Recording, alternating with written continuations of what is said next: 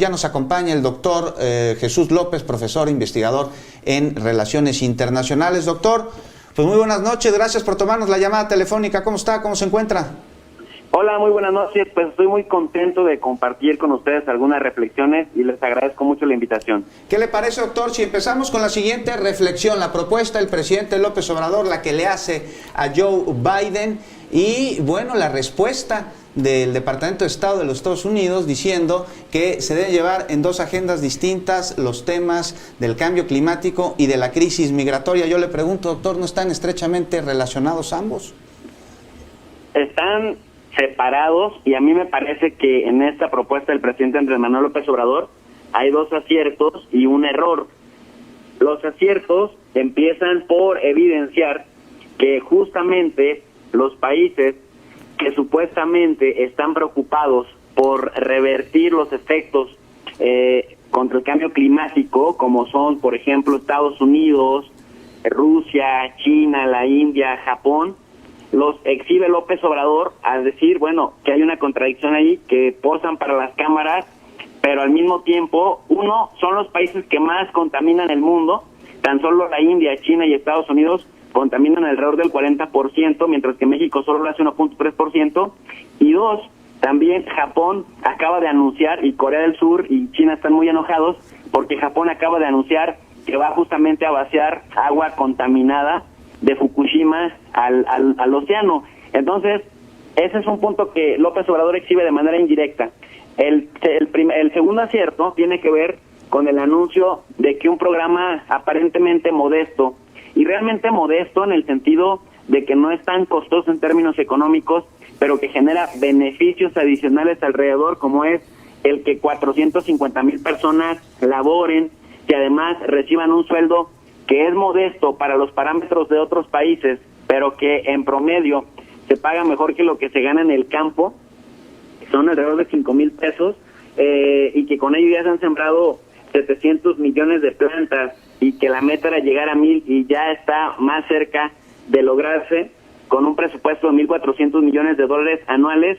Me parece que les está dando una muestra muy interesante de lo que se puede hacer poniendo manos a la obra con cuestiones muy sencillitas como esta, a que, por ejemplo, Estados Unidos, la India y China han hecho lo posible por no obligar a sus empresas a dejar de emitir gases de efecto invernadero, como primero lo establecía el protocolo de Kioto, y después como lo protege, lo trata de impulsar la cumbre de París. En ese sentido, me parece que hay dos aciertos. Entonces, evidencia a los que posan para las cámaras, pero que no obligan a sus empresas a dejar de emitir gases de efecto nocivos para la atmósfera. Y en segundo lugar, dice, con acciones que no confrontan al Estado con la iniciativa privada y que estimulan el empleo, sobre todo en los sectores más vulnerables, se hace mucho. Y me gustó mucho la reflexión que hace de los 4 millones de hectáreas de árboles que absorben 70 millones de toneladas de dióxido de carbono por año. ¿Sí me explico? O sea, no solamente no presionan a sus empresas, pero con esto podemos nosotros paliar esta contaminación.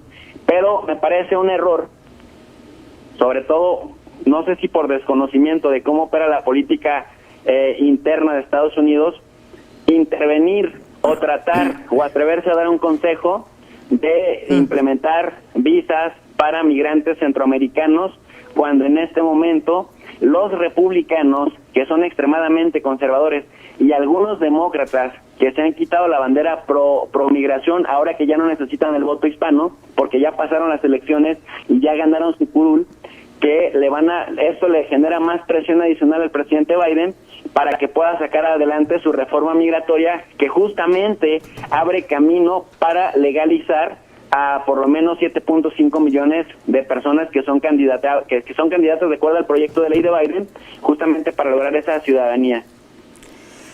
Es muy importante esto que planteas, Jesús, de que exhibe de alguna manera la política de hacer un discurso para la generación de nuevas energías y todo de manera además aislada de todo lo demás, sin que se toquen cosas que son clave, como justamente la industria, o sea, es decir, el elefante que está en la habitación es el sistema a través del cual se sigue funcionando y ese no se cuestiona de alguna manera. Entonces, te querría preguntar cómo viste en general lo que se plantea desde los distintos países, particularmente aquellos que son los principales generadores de emisiones de gas en esta cumbre y como qué alcance o qué se puede esperar de esto.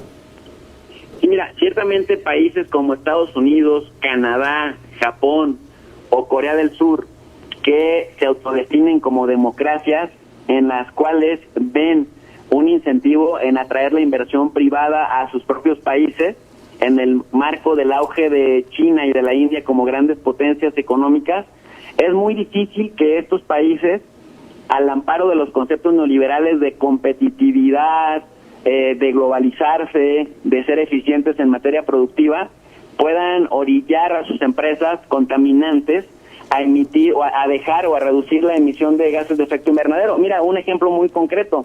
Canadá y sus mineras que contaminan México, que contaminan Colombia, Perú y Chile. Estas mineras en Canadá se comportan impecablemente bien, pero en México, en Latinoamérica, hacen lo que quieren, en parte porque los países latinoamericanos se los permiten, pero esto te habla de que cuando se ha intentado cabildear en el Parlamento canadiense para que desde Canadá se dialogue con sus empresas, Canadá dice, bueno, pues ese es cuento de los gobiernos de esos países que se dejan. En Canadá se comportan magníficamente bien y son respetuosas de la legalidad canadiense. Pero entonces eso te habla de este doble rasero.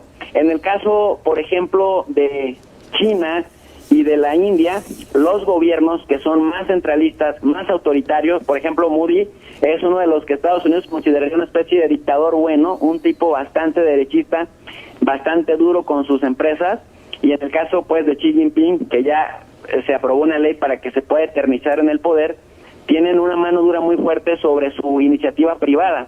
Sin embargo, no tiene la voluntad de obligar a sus empresas a reducir los gases de efecto invernadero, porque eso implicaría menos producción y menos ingresos vía la exportación de productos. Entonces eso nos lleva a un dilema. China dice, es que Estados Unidos, Canadá, Japón, Corea del Sur ya contaminaron lo suficiente y por eso son grandes potencias industrializadas. Ahora es tiempo de que nosotros podamos consolidar también nuestro proceso de industrialización para lograr desarrollar a nuestra población y también para completar nuestro proceso de erradicar de la pobreza, pues vía generación de ingresos a través de exportaciones. Entonces, tienes esta dicotomía, que van a las cumbres, posan, se dan la mano, pero al final de cuentas, cuando los confrontas o revisas los números como investigador, de qué tanto es coherente el discurso con la materialización de esos objetivos, te das cuenta que son esfuerzos simbólicos. Entonces, lo que me parece loable del discurso del presidente mexicano es que dice, sin pelearte con la iniciativa privada, sin presumir que promueve las energías verdes, generas empleo, ayudas a un sector vulnerable y además ayudas a reducir la contaminación en el aire sembrando árboles maderables y frutables, ¿no? Pues doctor Jesús López, profesor investigador en Relaciones Internacionales, muchísimas gracias por habernos acompañado esta noche. Gracias por la invitación, estamos a la orden.